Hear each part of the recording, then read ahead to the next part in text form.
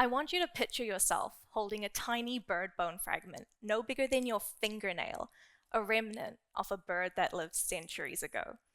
But even a tiny bird bone has a big story to tell. It's a window into the past, a clue about people, birds, and the environments they've shaped together. Kia ora.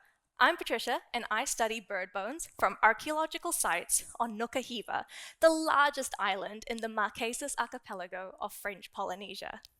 Today, the Marquesas, or Te Henua Inata, is recognized as a UNESCO World Heritage Site for its remarkable biodiversity, with species found nowhere else on this planet.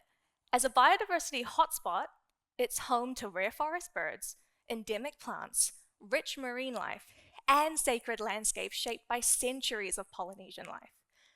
Birds have an important role in Polynesian cultures, not just as food or for their feathers, but also as part of oral traditions, cultural festivals, and chiefly status. So, here's where my research comes in. Many Pacific bird species are missing from global biodiversity studies. Several East Polynesian birds are underrepresented in modern genetic reference data. Vibrantly colored Pacific parrots, once widespread, are now confined to only a few islands.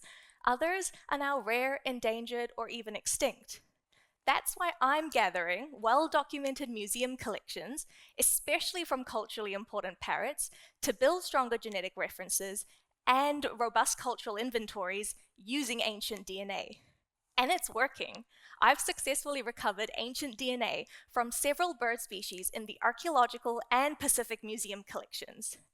Even when a bone might be too fragmented to identify by eye, ancient DNA can clue us into what species it was.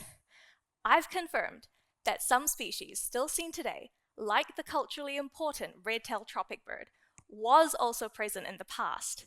I've identified other species not previously recorded archaeologically, revealing extended historical ranges and expanding our understanding of past bird life.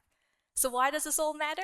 Well, many species I study are no longer present, and for those that are, every bit of historical insight counts, especially when they're endangered. We can't protect what we don't fully understand in a biodiversity crisis.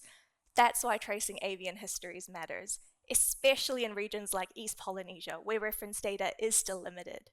Each feather, each tiny bird bone is a piece of a larger biodiversity puzzle, one that helps us piece together avian histories, one feather and one tiny bone at a time. Ngā mihi nui kia koutou, thank you for listening.